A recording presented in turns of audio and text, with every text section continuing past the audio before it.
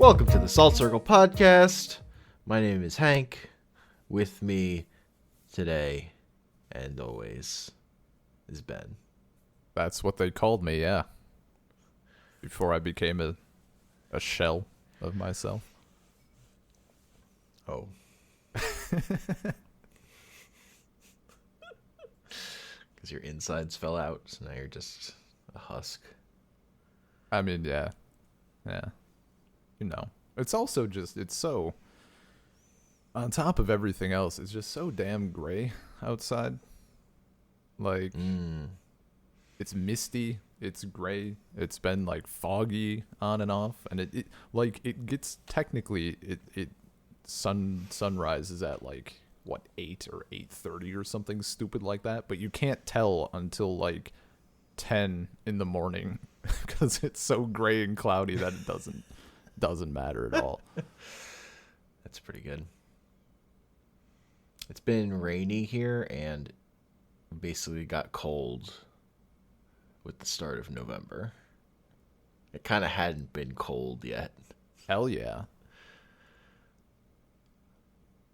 It's like, I don't know why October was so fucking warm, but I mean, it's global warming, or I guess. I feel like, well, it's mostly I feel like the seasons are offset from where they used to be. Yeah, no, it's just they've Like it slid. like Yeah.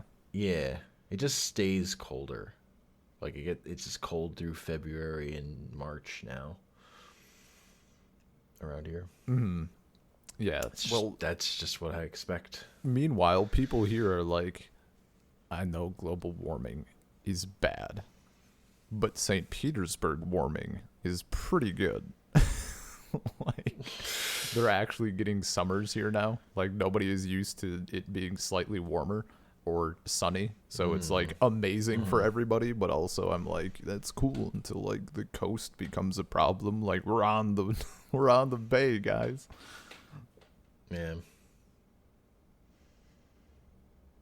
Look, all I know is in 19777 I'll be underwater.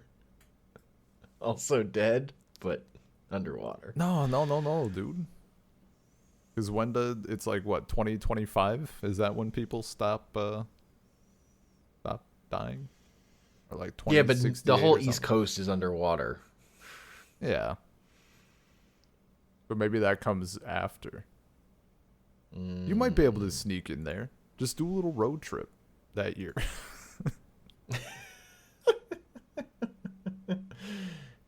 Sure.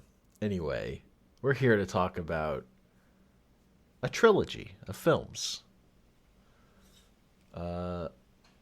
The Before series, directed by Richard Linklater, and all three are co-written by him and the two leads, Ethan Hawke and Julie Delphy. And it's about these two characters, and then each subsequent movie is 9 years later in their lives. We check back in with them. And it wasn't conceived as a trilogy, but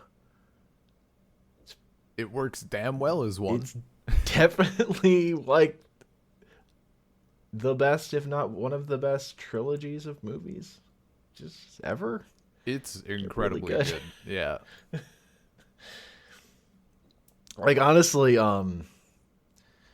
like when Linklater came out with Boyhood, which was like made over a long period of time, checking in with the same kid actor as he grew up. Mostly I was annoyed that people didn't bring up the Before series more often when they were talking about it. It's like, yeah, but Linklater has this other project that I think is way more interesting. But whatever.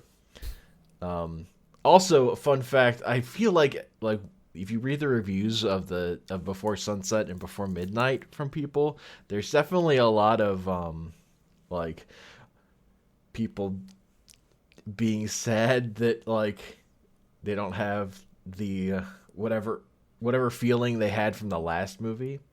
Like each one of these movies people got really attached to, and so certain critics just like were a little, I don't think, appreciated the new movies as much when they were new as they should have, because they were too attached to they were like too attached to the ambiguity of the first movie's ending, or the like the amazing ending of Before Sunset that they saw Before Midnight. Their heart broke and they couldn't take it with the reality. Yeah. But I love all these movies, and I watched them. I watched Before Sunrise and Before Sunset back to back before I even knew Before Midnight was ever going to become a thing. Okay. And then Before Midnight came out, and I was like, "Wow, they did it again."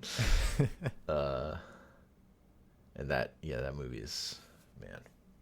But yeah, so like the thing about these movies is it's mostly one conversation. Before Midnight has a lot more ancillary characters, but Before Sunrise and Before Sunset, it's basically one conversation that had a 9-year break in the middle. Yeah. Because these two characters meet on a train. They have chemistry. They talk. They get to know each other. They fall in love. And then they promise to meet in 6 months, and they don't. Well, between movies, they don't. At the end of the movie, it's like up to the audience to decide in their heart what they think happened. Mm-hmm. But then 9 years later, they made another one. Well, so that's the other thing. Like, they take place 9 years later, and they're made 9 years later. Because and again, Ethan Hawke and Julie Delphy are a big part of the writing of these movies too. Like, they have ownership over those characters, so it's like incredibly personal to them too. So then 9 years later, Ethan Hawke's character is a writer. Jesse is his name, and he's written a book about that first night, like kind of in the hopes of finding her again. And it works, and then they meet up and they reconnect, and it's great because they're a little older. Yeah, and they've changed. Yeah, so that was my in on the series this was Before Sunrise, and just loving that like this like Before Sunrise, fine movie. Really good. But I don't know that I would care about it as much as I do if Before Sunset, like before Sunset existed, if I had encountered it then. Because like it's a good conversation, but the thing that like really puts it over the top for me is having like this conversation and then this other conversation that's later and really informs that first movie too. Mm-hmm. God. Yeah, and watching all three of them right back to back like I just did. Very rewarding, I will say. Like watching Before Sunrise when you know where it's going with Before Midnight, like the ways in which, like when Celine, Julie Delphy's character, like at one point says, there's like a line where Ethan Hawke is like, if we've been together for a while, what do you think about me? You'll just get sick of because you'd be around. And she says, I don't think I'd be like that. And I'm like, yeah. That is optimistic. Mm-hmm.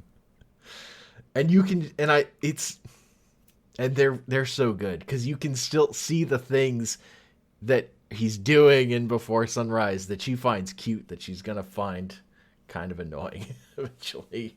Mm-hmm. Just because that's the way things are. Dude, it's... But yeah, how was going through these for you?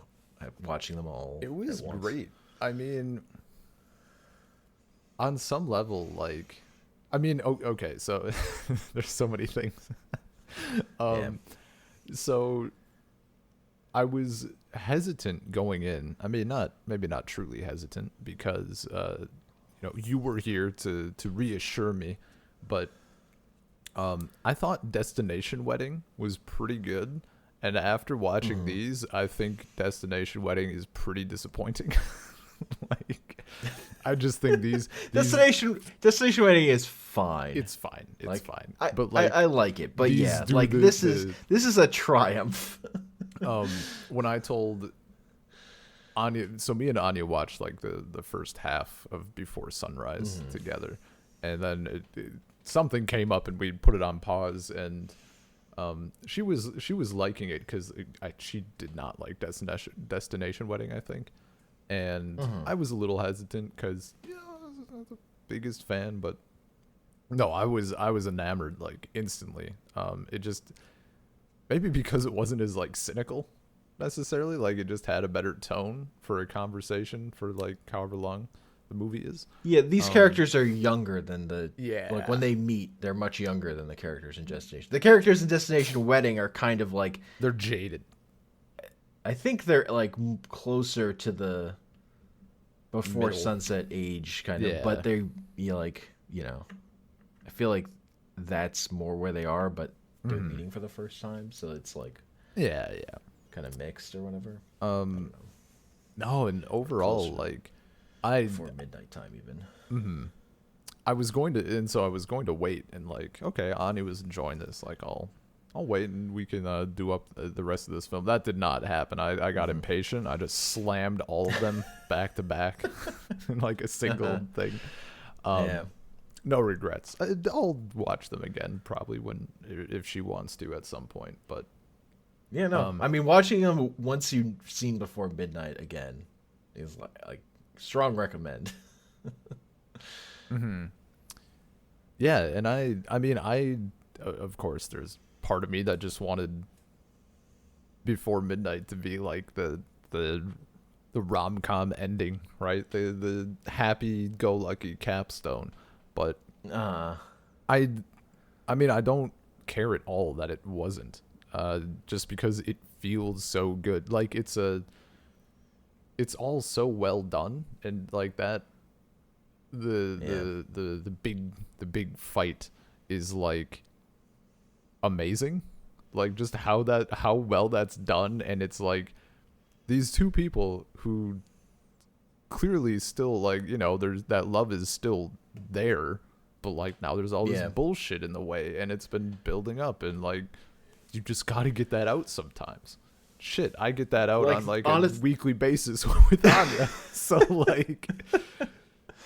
like that's the thing about it that I love is part of it is they fight, but it's not a breakup fight. Yeah. Like it really could be. It's like it's right there.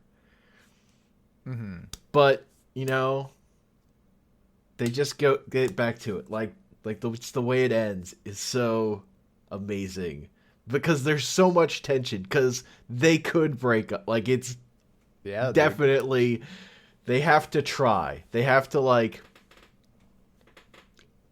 work at it. And that is just not in fiction enough of characters like having struggles with each other, but working through, just like working at it because they do care, because like the fight they're having isn't because they don't like each other anymore. It's because of life. Yeah. Because life is complicated and hard. Yeah, and you don't get it enough. Yeah. In fiction. Oh, because so a movie I liked a lot, Marriage Story.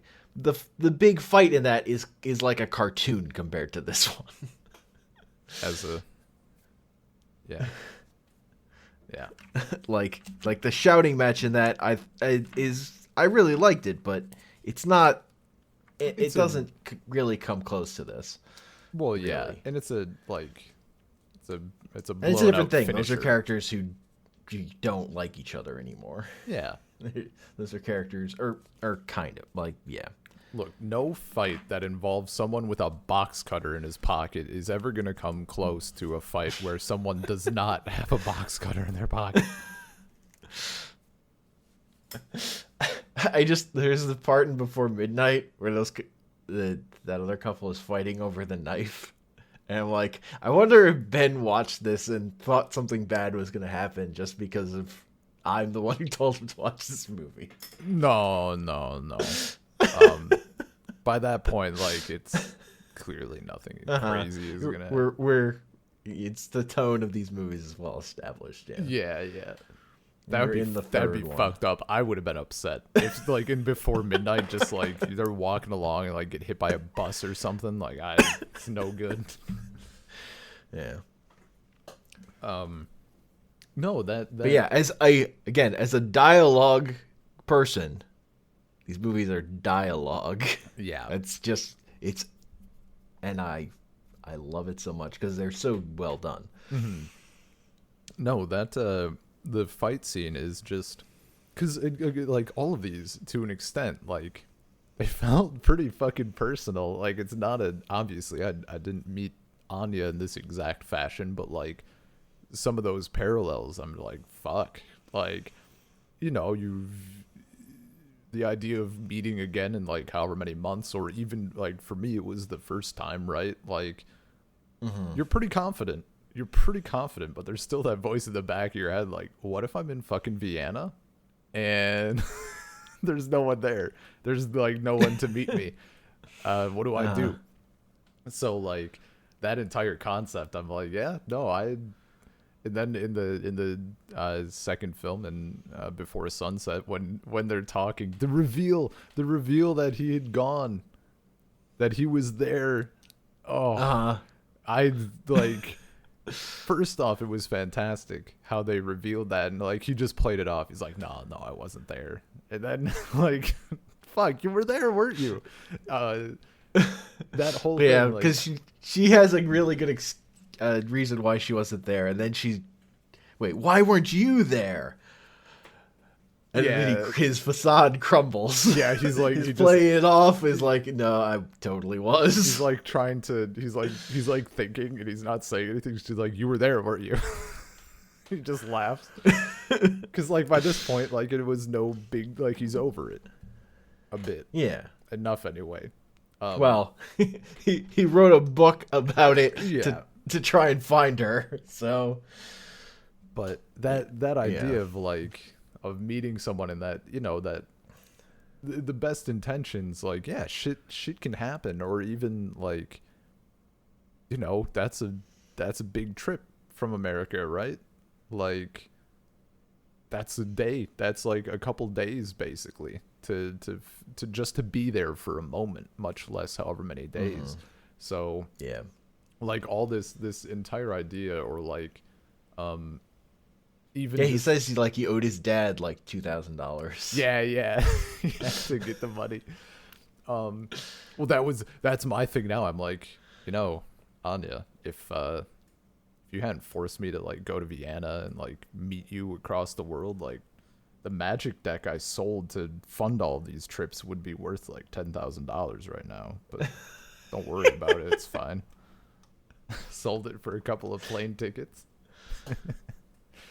But yeah, and then like past that, just it's hilarious that it's the first one is in Vienna, just because like that's where me and Anya first met, like that. So the idea that these people are spending their first moments with each other in Vienna, I'm like, yeah, I've literally been there. So it was just cool to have that connection.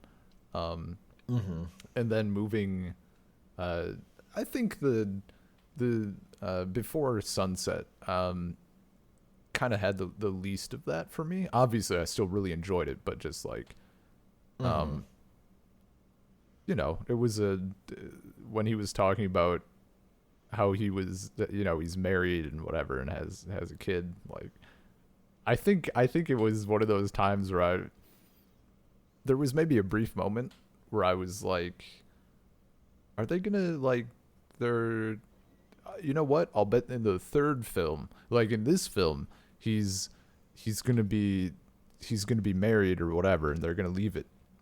But then in the third film, I'll bet it's like them reconnecting after he's like divorced or something, and then they get together.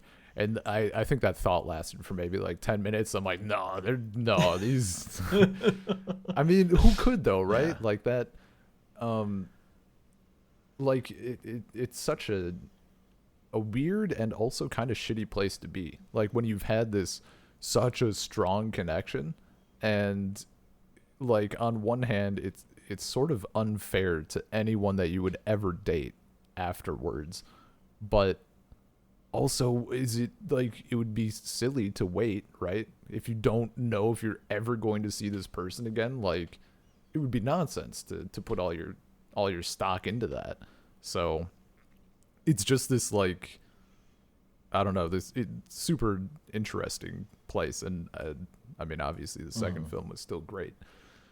But the third film, yeah, that fight, and the fact that it's we're not breaking up over this fight. I still remember learning that like vividly, like, cause when you're young, right?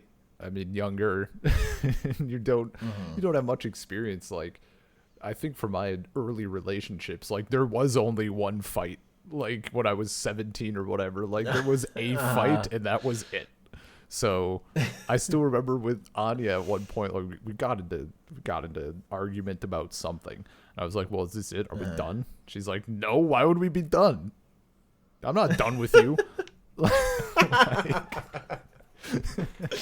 and just this idea that you get used to it a little bit, and it's not like, I mean, it's not like it's constant, but just this idea of like sometimes you just gotta argue, and it's cathartic in a way, and like at the end of it, like you're stronger for it, right? You come out on the other side, and you've gotten somewhere, even if it's maybe somewhere, hopefully. Battle scars.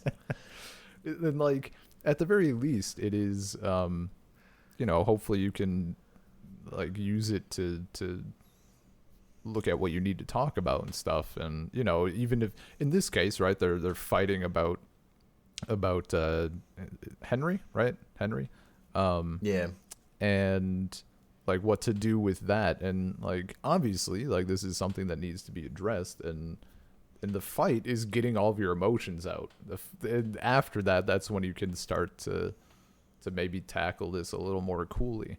So just that it was so well done. And when they're on the couch, they like move from the bedroom to the couch, and there's that one moment where it's like over, like it's almost done, and I forget who says something, but it brings it right fucking back.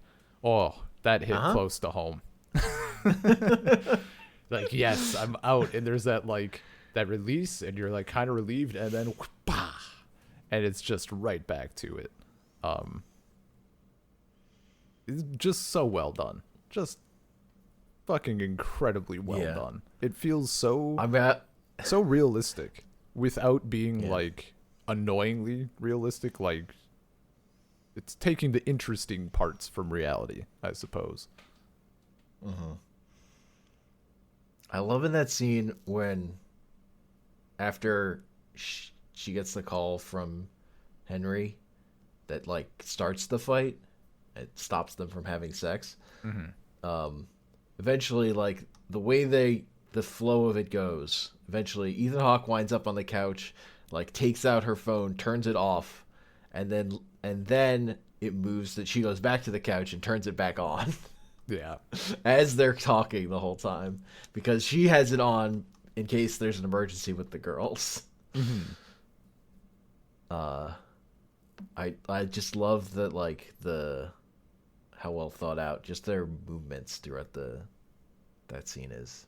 Yeah, dude. It's all so fucking well thought out. It feels so natural, and like the little stuff is just, or like the whole thing with I think she was making tea, right? During that fight. That's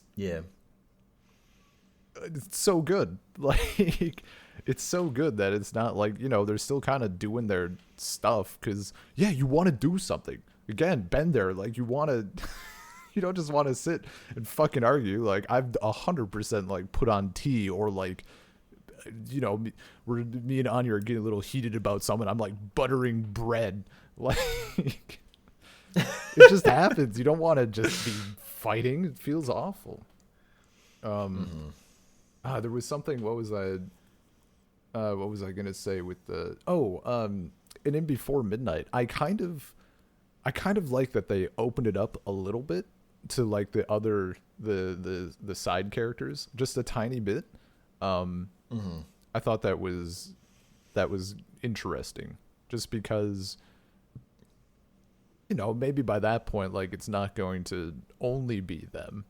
I suppose it was nice getting to see them interact with other people. Yeah, because Before Midnight is doing a thing of establishing like they've been together, but now like life has happened to them. Like, they have kids that they are dealing with. Like, they're traveling to visit friends or whatever, or it would be work if they were, in their normal life. That them being alone and talking is not a thing they've done in a while. Mm-hmm.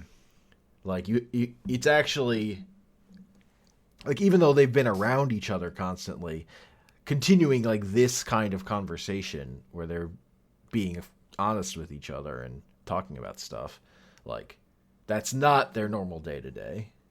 Their normal day-to-day was like just had a different dynamic to it. Yeah. Or whatever.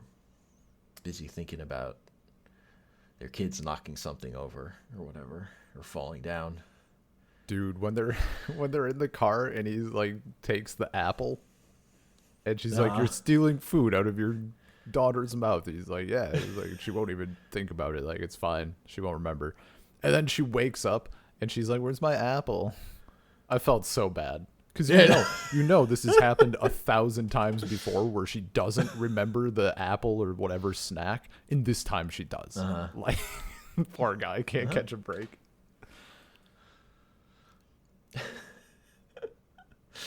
They have to learn the lesson that you snooze, you lose. Yeah, dude, you can't just leave an apple laying around while you nap. There's apple thieves about.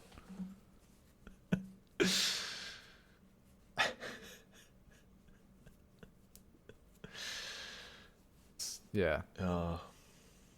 And just I also one of the little things from the first film was the guys who are doing the play. He's a cow or whatever, and they just don't. They end up just not going. And I'm like, shit, they missed it. You know what? We missed the play. Oh, you're right. And again with the first one, how for a bit there, I actually did not like Jesse that much, Ethan Hawke's character. I mean, I liked him, but then over time, like, he seemed like, he was like too cynical. He was too critical of the world and stuff. And then you find it when they're playing pinball, and you find out that he had gone to, was it Spain? He had gone overseas, like, with his girlfriend or something, or to meet his girlfriend. Yeah. And then they broke up, and you're like, oh, that's why he's just fucking angry. That's why his trip through Europe has not been enjoyable for him. Yeah. It's such a, like, that reveal, it was so good. It was so good, because you're like, that makes sense. Yeah. He's the perfect amount of cynical for where he is. Yeah. Man. So, do you think think or no? I think it would just be think. Are they doing a fourth? Or are they leaving it? So I've seen interviews with them. They've said they're not gonna do a fourth at the 9-year mark, but they might do a fourth further down the line. Okay. Like, check back in with them 15 years later or something. but maybe not. Like they kind of the way they talked about it was like these characters are very important to them, so if they don't think they've got a really great movie, like a story to tell, they won't do it. Oh yeah, no, They're not going to do it just to do it. So yeah, no, that's like beyond respectable. but yeah, and these they've kind of- characters deserve that. yeah, no.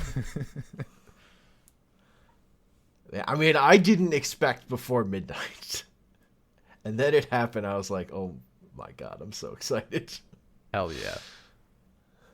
Even though I know it's not like just the idea of doing the next one after Before Sunset, like it's not gonna be a happy time, really. Before Sunset had the happiest ending you could have in like just a moment in time, really. Yeah. Like, and that was what, you know, people who like these movies like lived with for a while. So I definitely saw reviews of Before Midnight that were like,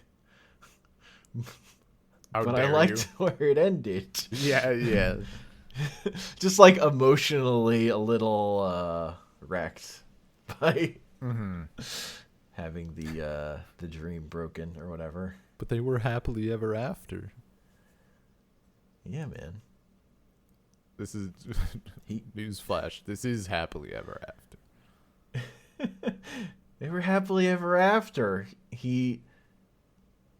Even though he definitely has a kid and is gonna have Yeah. an angry ex-wife.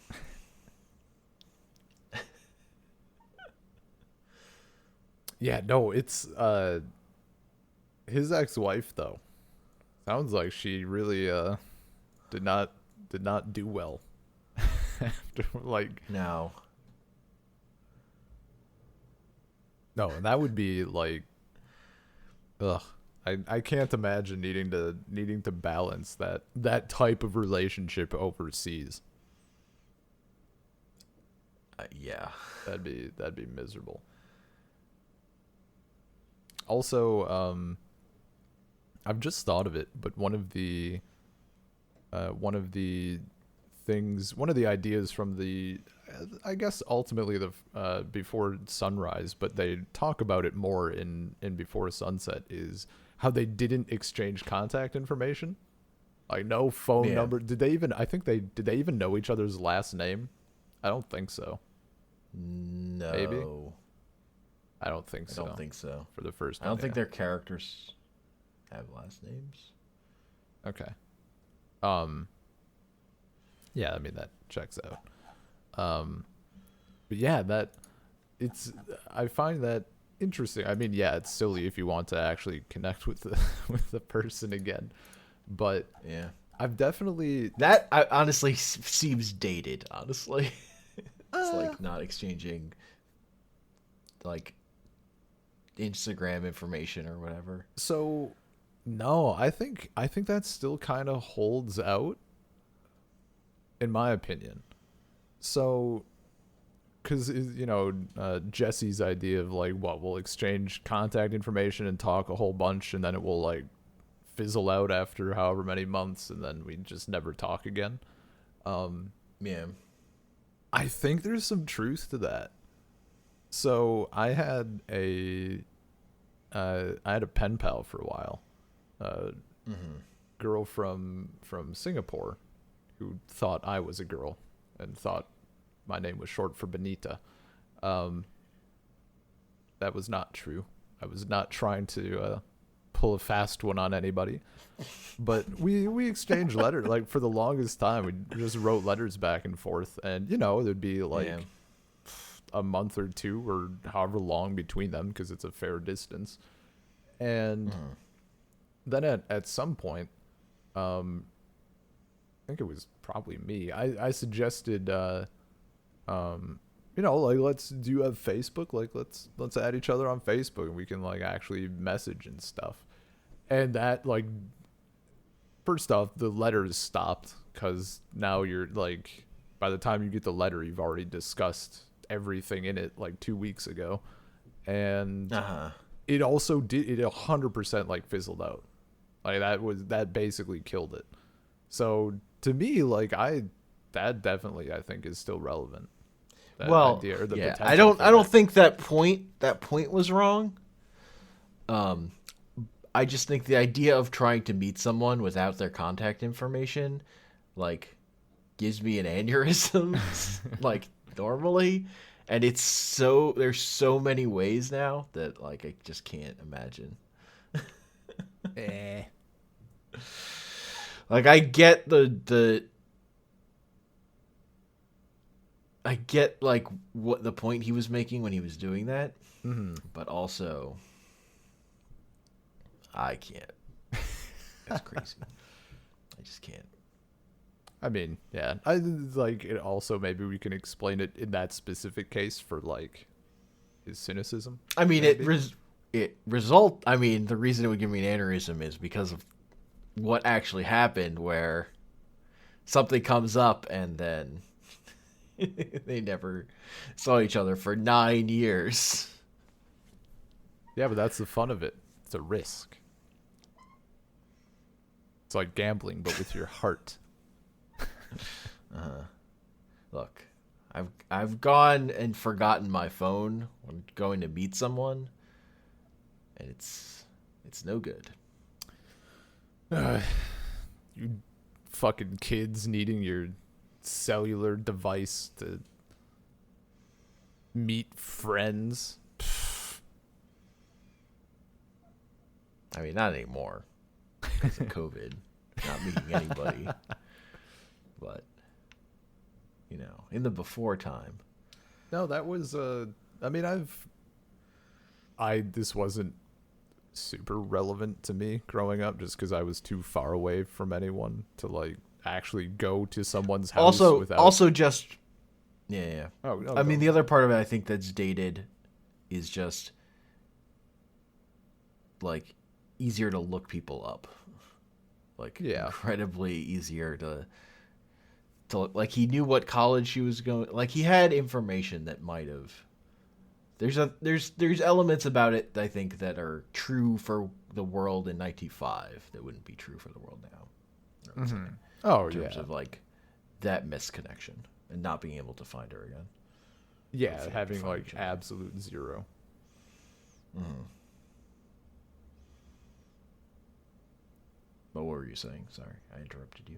Oh, no, I was just saying like for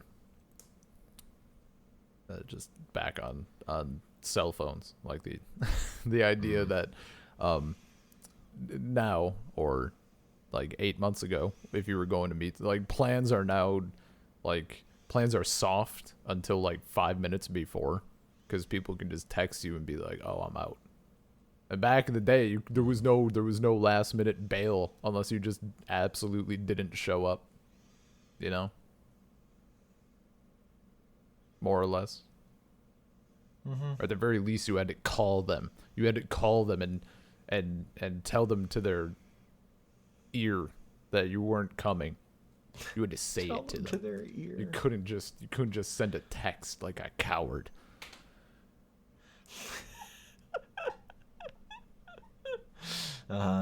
Sure. Yeah. Anyway. No, yeah, definitely some stuff from 95, but like the rest of it holds up.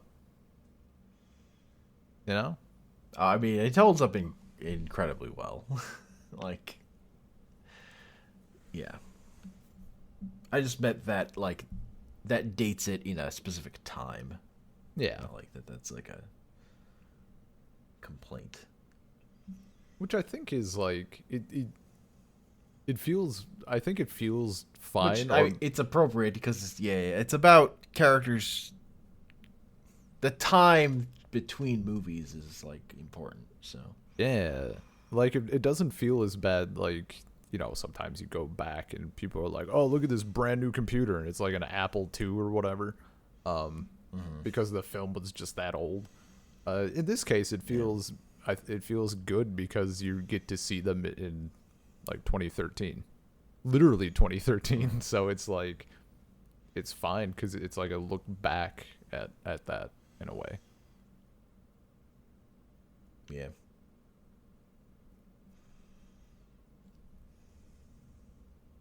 Yeah, no, this it makes me want, like, I want more. Not even just like obviously, like, I want the fourth film.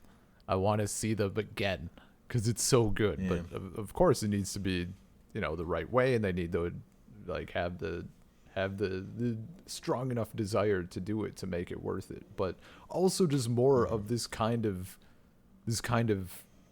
film or concept, like, again with the fight in Before Midnight. Like, I want more of that shit. Like you said, I want to see more people, like, having to work in work. I mean, in even ways, just movies that are just. I mean, for me, it was with just the first two movies. It was just these movies where it's just people talking, and like really letting people just talk. Yeah, is very good. But Before Midnight, yeah, it does also do a whole nother thing, adds a whole nother layer that it's also underdone. Honestly, the only thing that comes into my mind is like this run of Kazar by Mark Waid that I liked because of how the married couple in that interact and fight. Also, they fight Thanos, so it's got that going for it. Ugh, does he snap? No. Ugh. He doesn't have any Even cosmic objects. Ugh. I mean, he's fighting Kazar. Kazar is like Tarzan, but for Marvel. So I wanted, want to see him snap. Also, snapping isn't a thing in the comics, ever. Ever? Technically, that's not true. He does actually snap when he kills half the universe, but that just happens to be what he does. So it's like how he does it. Got him. Like a little. Okay. He's just like, I'm gonna just kill half the universe. Snap. And then he's, still has godlike powers. He doesn't like wreck himself. Mm-hmm. Yeah. No, as far as I think the story of them going to fight him starts with him looking at a rock that he's like turned a bunch of stone into God, and the devil is like talking to him, like Mephisto is in his ear. Wild.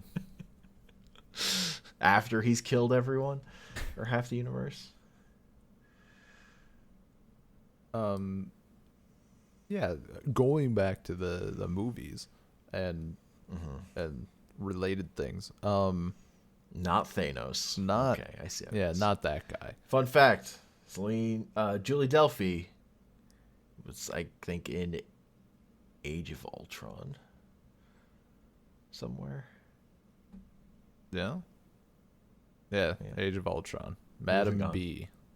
Like the probably maybe the second worst Marvel movie. Hell yeah.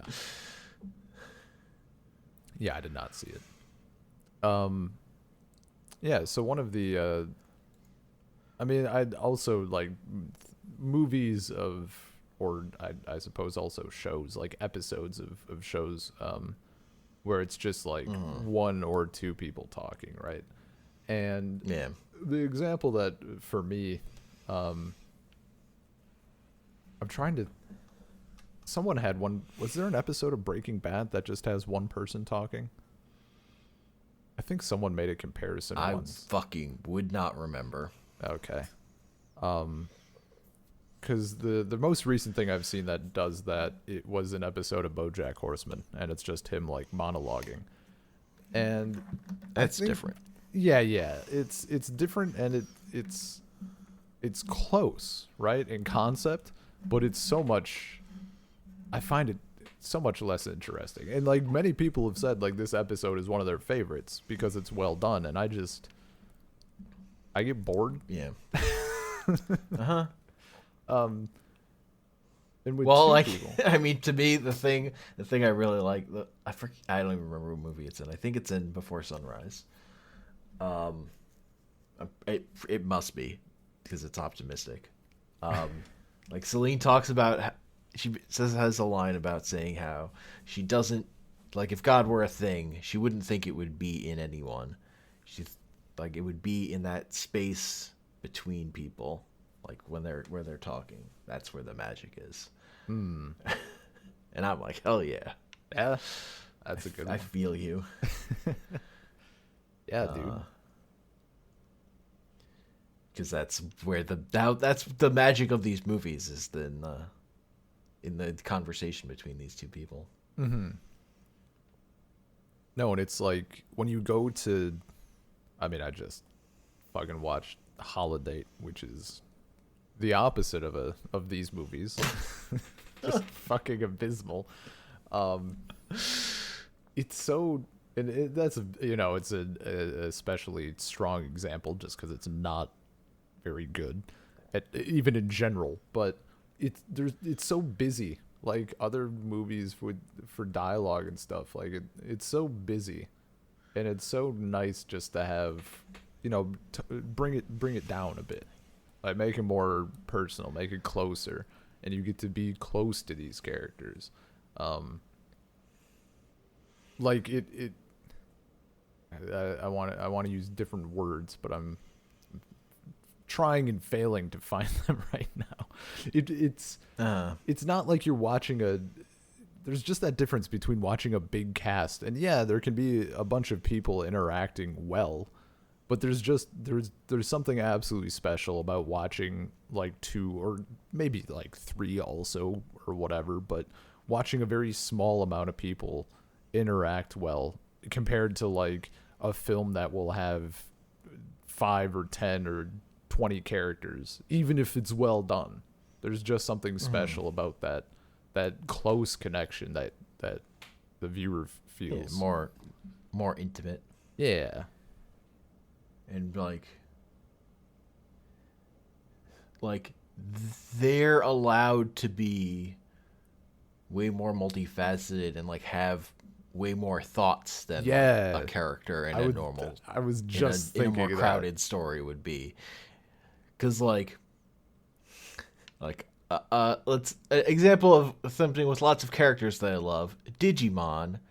Those characters are like one thing because they have to be, because they're 8 kids and they all have a companion who's also a character. Yeah. Like, you've got 16 characters a lot of the time that you're juggling, in addition to the villains and side characters and whatever. So there's not space for those characters to be more than one thing. They have to be they have to be one thing so they stand out and like are memorable to kids. Mm-hmm. Whereas these movies, you have these 2 characters and they get to be the whole thing. So all the drama, all of that diversity of like a world is coming from these 2 people. Yeah, man. And it, like, for all of these films, for all 3 of them, like, they flew by. I was like, even at the time for liking the movie, like, Destination Wedding dragged on a little bit, I thought, but these movies like sailed because you're just so immersed. Like, it's just, yeah, it's very good. Yeah. Getting that full, taking the character from a character to like a multifaceted person is just. Also, they're like not like they're that long. They're like a little bit over Godzilla time. Well, yeah. Sunrise and Midnight are a little before bit over. Sunset. Sunset. Fuck yeah. Sunset 80 minutes. 80 minutes, baby. Dude, that's, I'm going to take the time to say it again. People underestimate the concept of Godzilla time. And Anya underestimated it. And then we watched that movie that was 1:30, and she's like, you know what, that extra 10 minutes felt a lot worse. I'm like, yeah, it did. All that useless bullshit. Now try watching 30 Godzilla movies, and then the 31st one has an extra 3 minutes, and you're like, ooh, you're dragging a I little. mean, it's really, you watch those American movies that are fucking hours and 20 minutes, and you're like, this is an eternity. It is. For those, yeah, Just for those become a movies, skeleton by the end of those movies. it's ridiculous. Classic hour, like Yeah. it's become an incredibly prominent principle for me. Like, this movie is Yeah. like an hour 47. I don't know if I'm feeling that. I only got 5 hours it's gotta until be good. bedtime. It's gotta be, you gotta be good. Like, that's genre trash. Hour 30, very important. Very important. Like, if you're just popcorn, like, fun, like, being an hour 30, it's pretty. If you can, like, get under an hour 30, like, yeah, no, you're in a good spot. Dude, there was a Yeah. while ago, I don't know how long ago this was now. But we were, just looking for something, like maybe we could watch something before bed, or do a movie tonight or something, like just casually, Yeah. not anything that we specifically want to watch. And Anya kept suggesting Irishman. And I'm like, I'm not doing 3.5 hours of of something. That's a TV show. It's ridiculous. That's the Queen's Gambit right there. Oh, and yet, I don't think it's that much shorter. Queen's Gambit as a film, the way I partook in that, very much over Godzilla time. It violates 420, baby. 420. Ugh. I saw that in Letterboxd. It listed the miniseries of the Queen's Gambit as a 420-minute movie. They're not wrong. They're not wrong. But, oof. Yeah, no.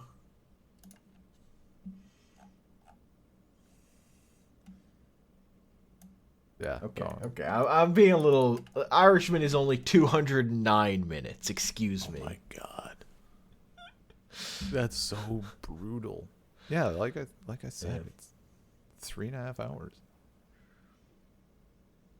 Yeah, it's a long movie. Not the longest movie I saw that year, but the movie that was longer than it was Water for Elephants.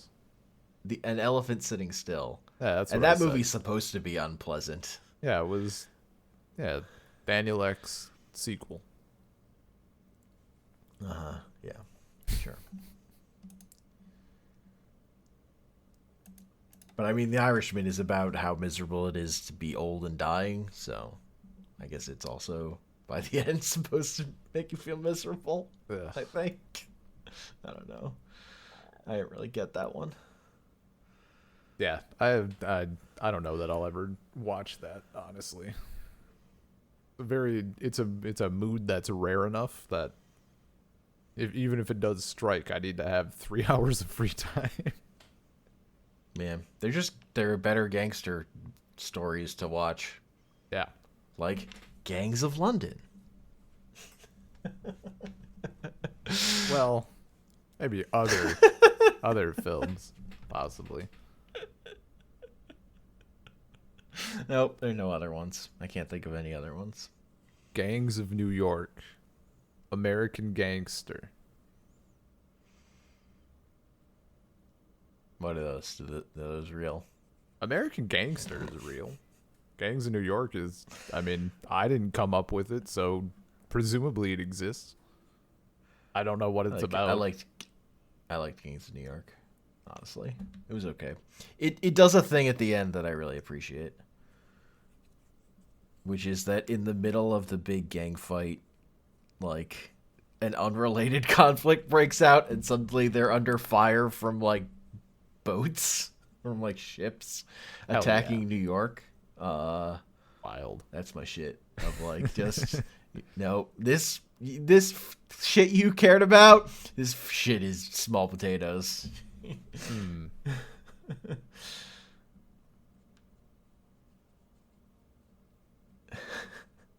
I I like also that element. it made that kind of brings me back to something you said earlier, where we were joking like in Before Midnight, if they were to just suddenly like someone dies or there's like a fight or something, like just goes off the rails. That is a concept that I would not sudden, but like I would love. This would be my kind of like horror trilogy if we had like the first film, right? And then over the course of like, maybe there's some hints in the first film, but over the course of the 3 films, like it's a very slow descent into whatever your thing is gonna be, like demons or monsters or whatever the hell it ends up with. Maybe a Bird Box scenario or something. Well, that's sudden as well. Never mind. But that concept of a slow burn, I would be into it.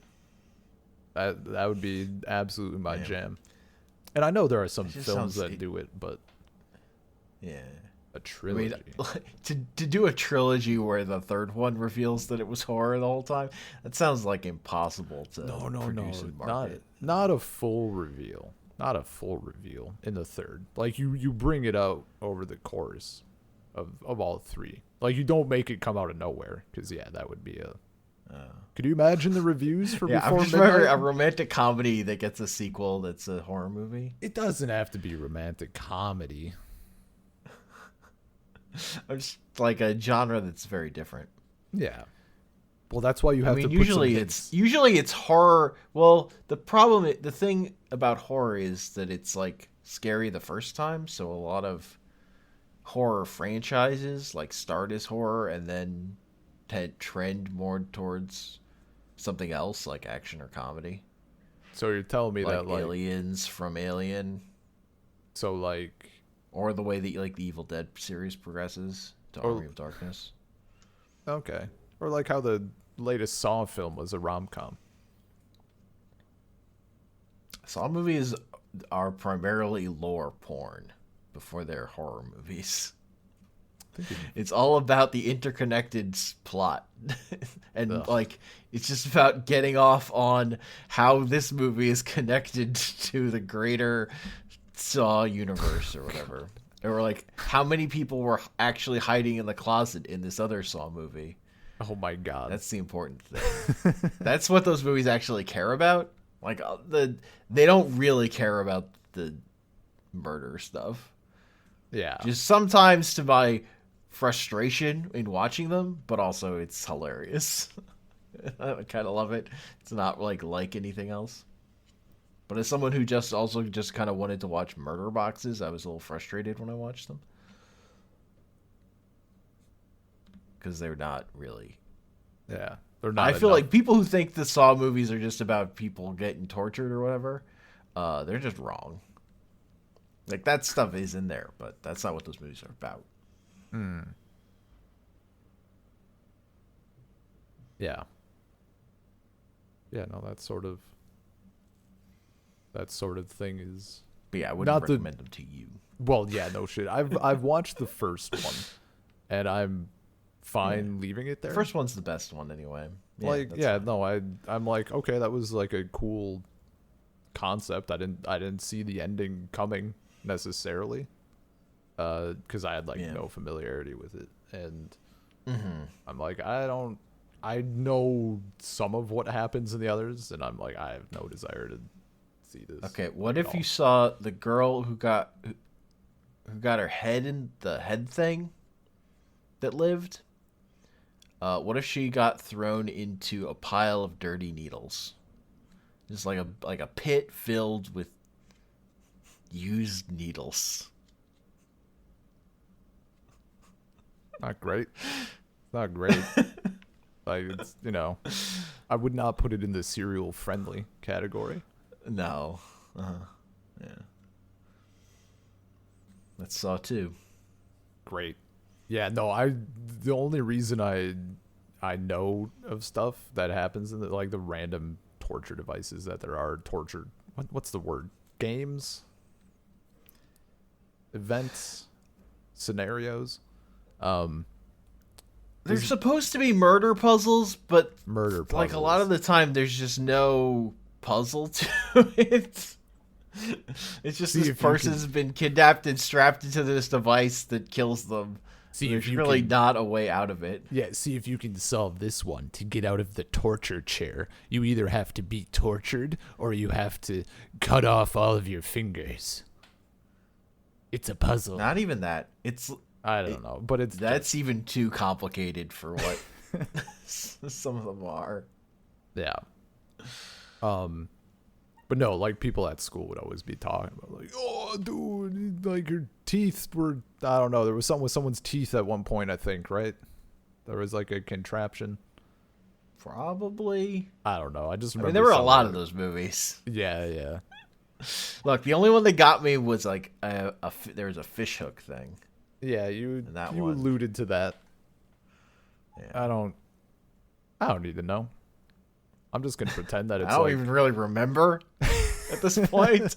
I just looked at my notes because I wrote a thing for Burning Barrel Echo that's now moved to Pixel Response. But yeah, I read what I wrote about it because I did like running notes when I watched them, and I was like, oh, this fish hook thing, yeah, in like the 7th movie, finally made me feel like maybe a little uncomfortable. I can't imagine. I can't imagine what it would do to me. I don't know. By that point, you might be so shattered, you might not even notice. By the end, yeah.